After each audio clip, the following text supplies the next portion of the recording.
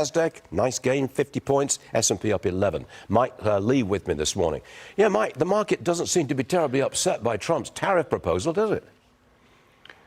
Absolutely not, Stuart. And I think it's because the market tunes a lot of these experts out when they tell us with all this, like horrible things that are going to happen because of Trump's trade policies, because we lived through it for 4 years and nothing really that bad happened. In fact, manufacturing flourished in the U.S. Things got a lot better here. It's because these tariffs don't happen in a vacuum. They're part of a comprehensive strategy to promote manufacturing in the U.S., and it worked out pretty well before. I think people are confident it'll work out really well again. Well, we've already seen some success. The president of Mexico says these caravans are not going to make it to the southern border.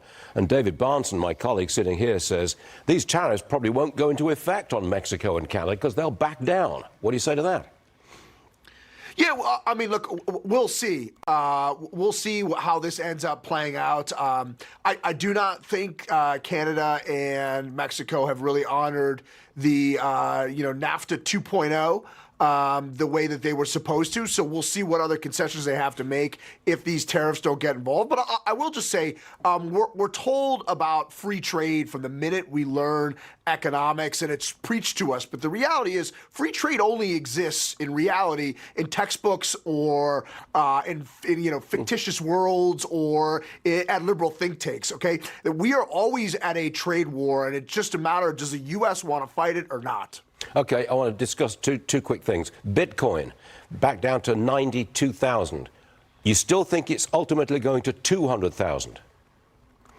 Yeah, 200,000, and if the U.S. builds a strategic Bitcoin reserve, much higher than that. But I think 200,000 at some point in calendar year 2025. All right, Palantir, all-time high yesterday. We got it at $64 a share. That's pre-market. Where's it going?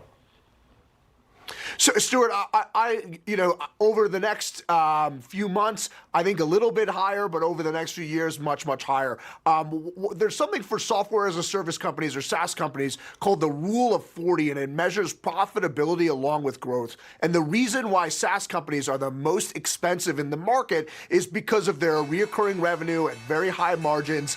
And Palantir is not only growing like wildfire, they're expanding their profitability at the same time, which is a spectacular sign for a company. All right, I haven't bought it yet, but I'm thinking about it. Mike Lee, thanks for joining us. Always a pleasure. The market is open.